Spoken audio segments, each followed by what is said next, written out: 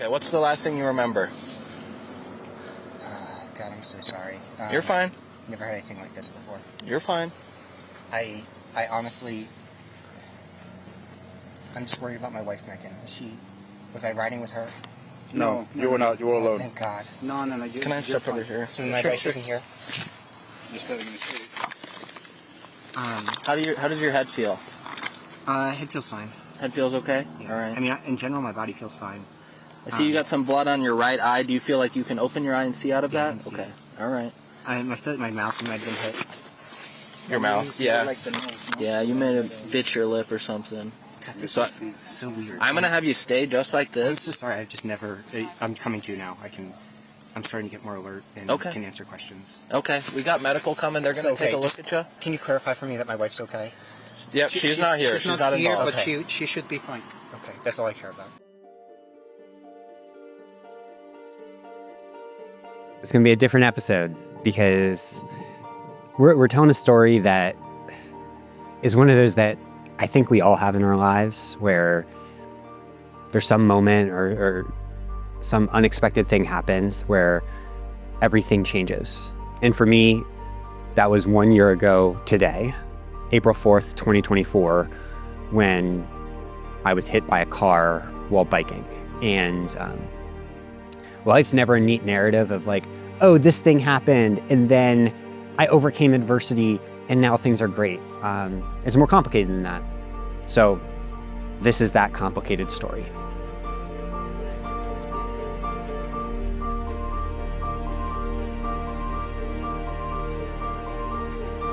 You're amazing.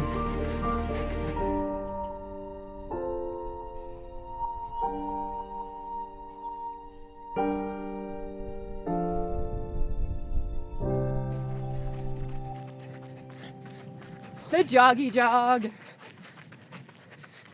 You're half stepping me? Keep up, you bitch. Hey, Megan, this is a day of Day of reflection remembrance. and solitude. So, okay, what we're going to be doing is running from here to the accident site.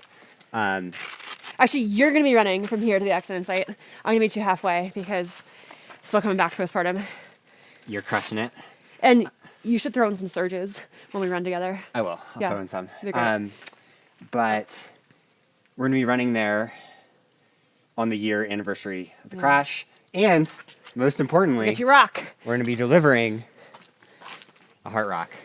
So if you remember in, what episode is that? 5? Something like that. We found a heart rock in the mountains. I actually forgot it. So as a family, we went and hiked to find it. So here's the heart rock we're going to be delivering to the accident site. Maybe he's like, when cyclists die, there you see the white bikes. And There's actually a white bike across from your accident site. yeah, there's a lot of white bikes in Boulder, and it's Yeah. incredibly sad, and a really important issue. And what happens when things are short of that? So we wanted to leave a little remembrance, and so it says, "Still keep singing," and that's off of Florence and the Machine's song "Free." So the lyrics of that are, "Is this how it is? Is this how it's always been?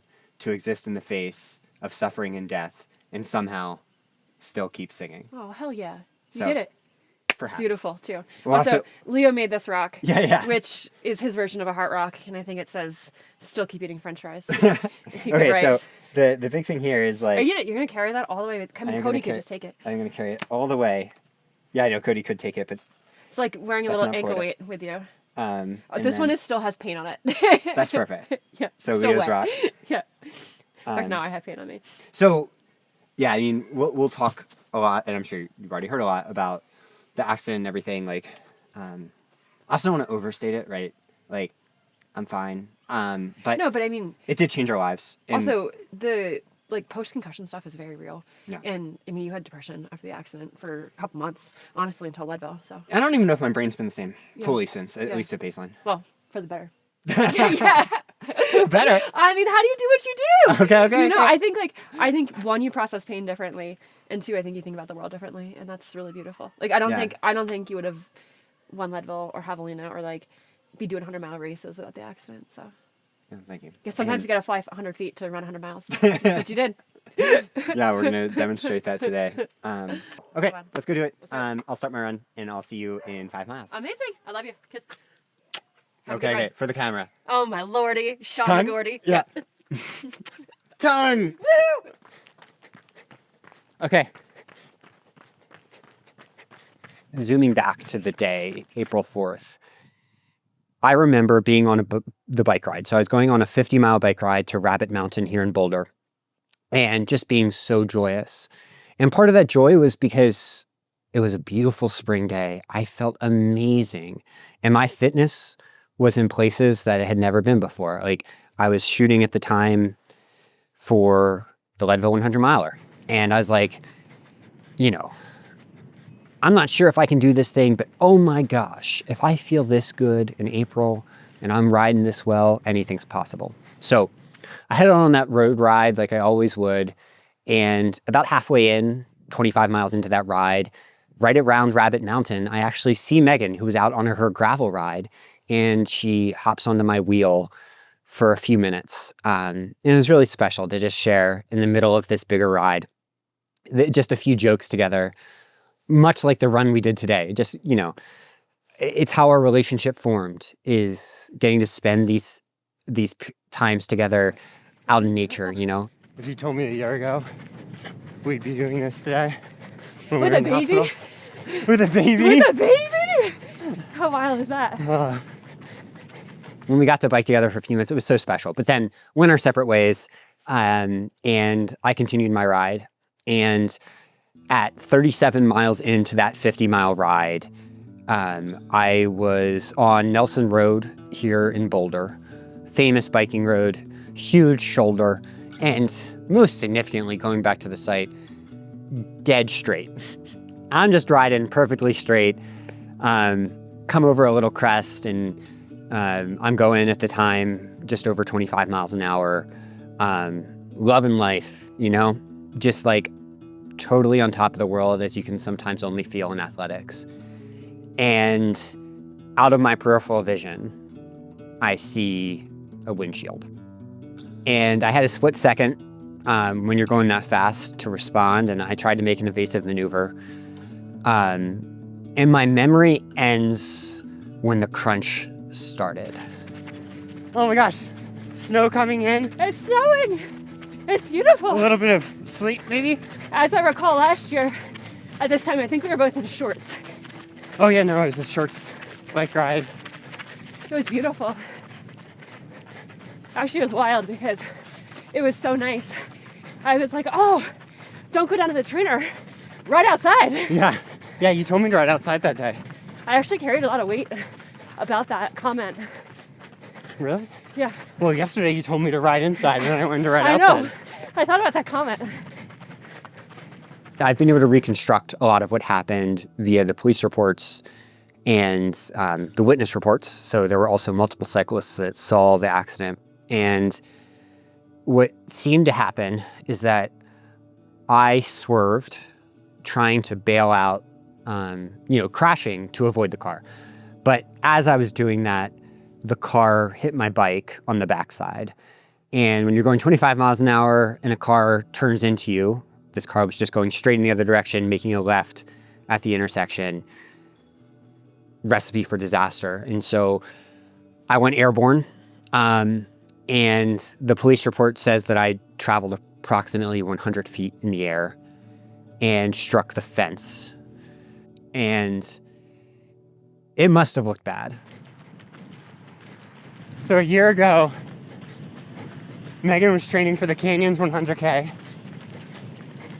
going for a golden ticket to Western States, on the bike ride, on these back roads, gets the call from the paramedics. Why did I pick up? I never pick up my phone. Actually, You knew something was I knew right. something was weird because there's so many ambulances out here. And books it to the hospital. But my favorite part of it is she still got her 50-mile ride in. And I did get a 50-mile ride, and my heart rate was like 170 at the end, just hammering. I was like, I never he said- zoomed in though. Did you do parking lot loops? I did not. That would have been epic and really mean. No, I would have loved it so much.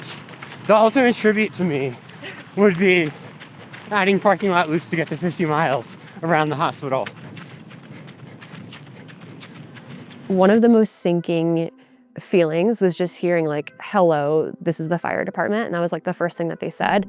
And after hearing like all the sirens, all the police officers and ambulances and fire trucks heading that direction, I just knew immediately that something was bad.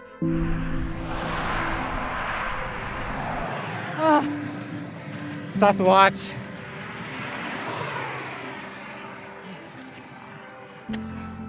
Look, it's beautiful. I feel like the mountains overlooking it are so pretty. Did you see the car? Yeah, so I did not before it came into my peripheral vision. Yeah. And the last memory I have is just seeing the entire like windshield of the car Oh my God. and realizing that there was nothing I could do, trying to do an evasive maneuver And you're going 25 And, miles an hour on your Strava. It like- went from like 25 to 0. right before like I thought I'm not going to get to see Leo grow up. Oh. And Well, now you get to see Leo and Ollie grow up. I mean, I got lucky, you know, because so I was hit and flew down near that rock over there. Yeah. I'm like, let's stay in the grass. Most ironic thing possible would be, I know. Actually, I didn't want to bike today. I was like, let's only run today. isn't it ironic? Don't you think?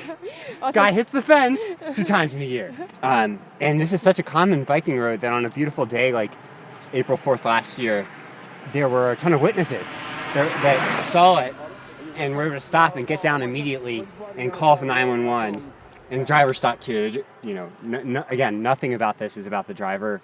Like I just want them to live their lives and find joy, and you know, we all make mistakes. But so yeah, I was down there. We actually came back to the site and found the blood on the fence. what's wild though is I was riding. We rode together briefly at Rabbit Mountain out that way. Like 10 miles that way. I just held your wheel for 2 miles. I was on a gravel bike, you were on a road bike. And I came through here probably 3 minutes before David did and got hit by a car. And as I was riding that way, it's just like ambulance after ambulance. And I just had it's a really weird feeling about it. And I've actually had weird moments since, like, the other day I was riding and same ambulance is coming on 63rd, and I actually pulled over and like looked at your dot, your GPS dot, and you're back at home. And I was like, thank God.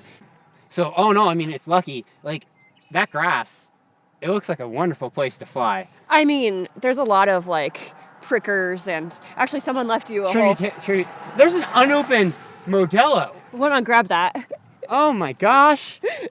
Can we have a sip now? Oh my gosh, Is it yes. truly unopened? Yes. What the hell? Do you have a bottle opener, Cody? Can you do it with your bare hands? Okay, you're on camera. This is for YouTube. Wait, what do you think I would do? What do you think I would do?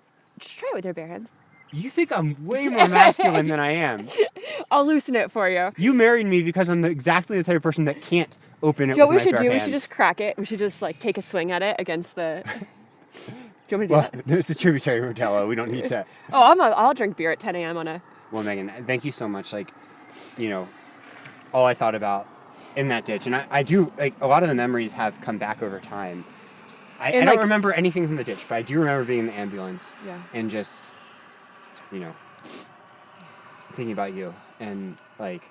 Well, he called me in the ambulance, Yeah. and they put you on the phone, and you didn't really know what was going on, but all you said was, I love you, I love you, I love you, and then I'm so sorry. Well, you didn't feel bad because... But I asked, I was like, are his legs okay? Yeah. Yeah.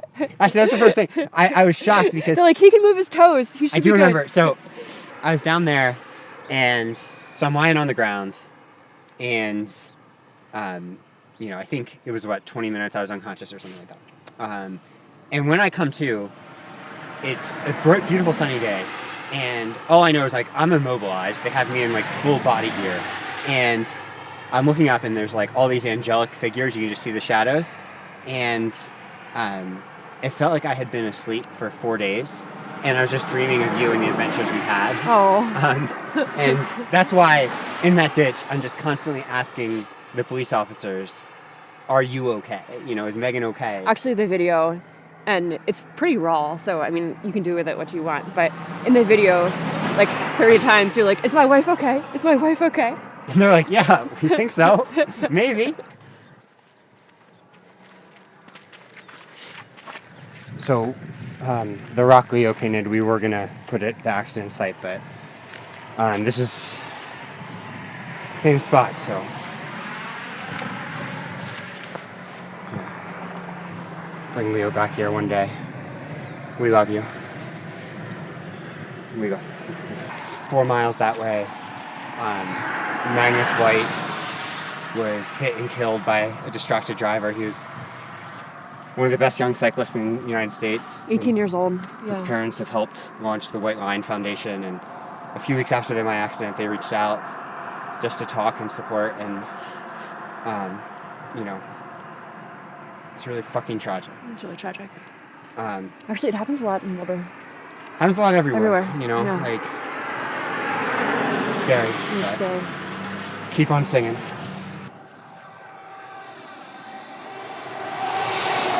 She doesn't have trail shoes on.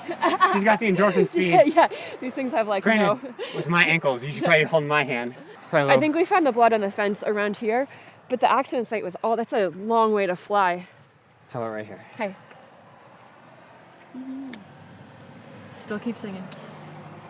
Megan made this for me with Leo's help. Also, David just carried that the entire 10-mile run. In the face of suffering and death, find a way to somehow still keep singing.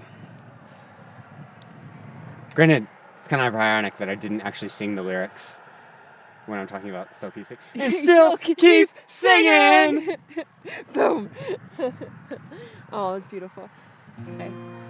All right, put it to bed. The little fence. Love you, fence. Well, I don't know.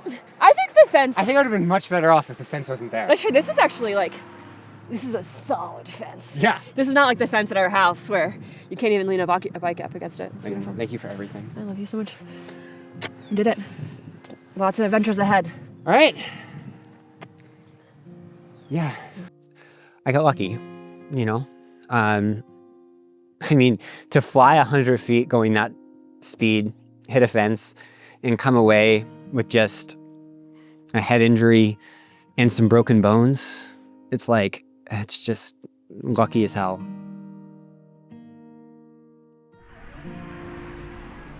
Got to the hospital and met David, and when he was there, it was actually really horrifying to walk into because he was lying in the bed. He had a neck collar on to support his neck just because they weren't sure the extent of his injuries, and there was just blood and road rash everywhere, and it was just so. I mean, it was very jarring to see him in that state. And I think the most jarring thing is I looked him in the eyes and you could just tell that he was kind of somewhere else. He knew who I was and he understood the situation and he was coming to, but there was just this look in his eyes that I will always remember as something that just felt very unsettling. I could see within his eyes that there was something serious going on within his brain. It just looked he had just gone out 2 hours earlier with such joy to be out there joyriding, and then to come back in, it was almost like something, not that something had died inside, but just something that had a flip had switched, and I could see that within his eyes. I remember on subsequent mornings, I was unable to sleep because of pain. My brain is a shitstorm, but life moves on. You're still working, and you still got to show up and do the things you need to do when you have your own business. And I just have a dictation software. And I'm down at 3:30, 4 a.m. in the morning because, well, one, I can't sleep, but two, I'm so inefficient with my work that I need to start working that early for the next month just to stay on top of things, to keep my head above water. And I'm just screaming into the computer with this piece of shit dictation software that won't even let me write cuss words, which is really definitional to who I am. And so it just censors it all. And I'm laughing at the absurdity of the situation while also just crying about how difficult it all was, how everything that I took for granted just got so much harder. Leo didn't understand why Dad couldn't roughhouse with him, couldn't lift him up. But, the first couple weeks, you expect that to be rough. First month or two, you expect it to be rough. And I was able to get back to training. Dada is tough as nails. I'm a tough motherfucker. And I think that coming out of that ditch from that accident, it made me realize that, like, I could lean into that toughness and I could call on that and push myself in new ways. And, I went to the neurologist and got my brain tested. And in that process, essentially did the same thing for solving this problem with Megan, who is a doctor, PhD, MD, PhD, and a neuroscience, has a neuroscience background, to read all the research. And it's like, activity is generally good. I mean, yeah, you don't want to be looking at the computer like I was. That was not good. But like, you generally want to try to be farther ahead at 4 weeks in terms of your return, because that will improve some of the long-term outcomes. And so I got to work. And it sucked. Like, I remember running around this little neighborhood that you've seen in workout videos. And it was usually okay for 2 miles. But after that, I would get this like severe pain in my brainstem, which is not something you want to hear. You just don't think about your brainstem. And, I don't know if it was smart how I worked through it necessarily. Like, I cope with athletics. Like, I process the world through athletics. And when it was taken away for a little bit, I was like, I want to get back to this. And I thought Leadville was off the table for good. Like, I thought there was no chance that could happen. But bit by bit, I was able to build back. And that brain pain lasted for a couple months. But that started to fade too. The broken bones totally faded. My legs were fine. Thank God. Bless the bike crash gods for sparing the legs. When he got hit by the car, honestly, his body responded in such a strange way. Like, once he was able to come back to training, just in terms of heart rate response, like heart rates all over the place, mostly super high, like struggling with some of these weird nerve-related injuries. And I, in coaching David and going through this, like, realistically, I think we both put Leadville on the back burner. It was like, the most important thing is to get his brain back, to help him get some of that joy back that he experienced in training, and, to go about this process in a safe way. But I think it was around 8 weeks after the accident where something flipped for him physically. And it was almost like you could see glimpses of David physically starting to come back as an athlete. When we were at Western States in the Olympic trials coaching, I could see the fire in his eyes come back for Leadville. The reason that, like, I was on the start line of the Leadville 100 in retrospect, like, if that accident never happened, I don't know. I don't think I would have been the type of person that was able to do what I ended up being able to do. Because when I went into that ditch before that, I don't know if I truly understood what it was like to just kind of occupy dark spaces for a long time with no light at the end of the tunnel. It was just dark. And, I've gone through a lot in life, and I've dealt with mental health issues and I've been through a lot of shit, but there's something about occupying a space for that long that you had no control over that liberated me from all of the weight, all the bullshit, all of the expectations, all of the doubts of myself, all of the judgment of dumb fuck critics who don't know me. That when I left that ditch, I didn't realize it, but a part of me stayed there. A part of me is still in that ditch. A part of me is there with the heart rock that we put down there. And at Leadville, a day or two before the race, I wrote a post where I was reflecting on getting to go to this race with Megan and Leo, and that when I left that ditch, all of that was out of my control. And the pain I went through after that was all out of my control. But the one thing that was in my control was that when I got to the hard parts of Leadville, when I got to step into the pain cave, I got to do it from my own volition, my own choice. And I got to do it with Megan and Leo and the community I love so much and my parents. And I was like, I don't care if that happens at mile 5 or mile 95. I just want to step into that cave, turn on a fucking light, and see what's possible. Yeah, got away, baby. That's the gear right there. Powerline climb. Making me huff and puff. This guy's unreal right now. I think the part of me that never left the ditch had a lot of fear. And the part of me that got back out, part of me is fearless.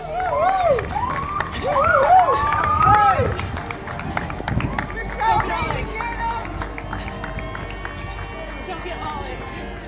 Honestly, from a coaching perspective, did I think that shot was going in? Yeah, but did I think it was a half-court shot? Also, yes.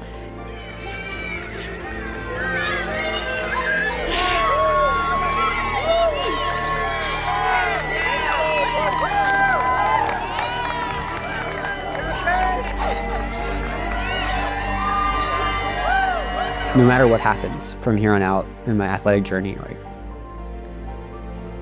that's going to be the moment. It's like running with Megan, seeing that clock tick to a time that I never expected or, never really conceived fully possible.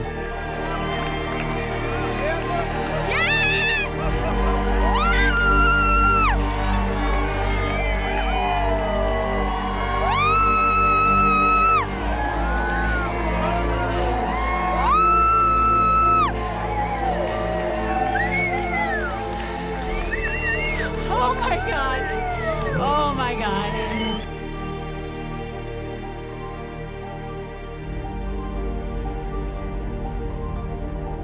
The most powerful human thing we can do is just express ourselves, tell stories, fail, succeed sometimes, occupy the pain cave, whatever the fucking thing is that brings you joy. And what just brings you meaning and purpose and whatever. So, yeah, year ago today, would I change it? Yeah, I'd change it. I wouldn't want to get hit by a car. But I love the person that got up from that ditch.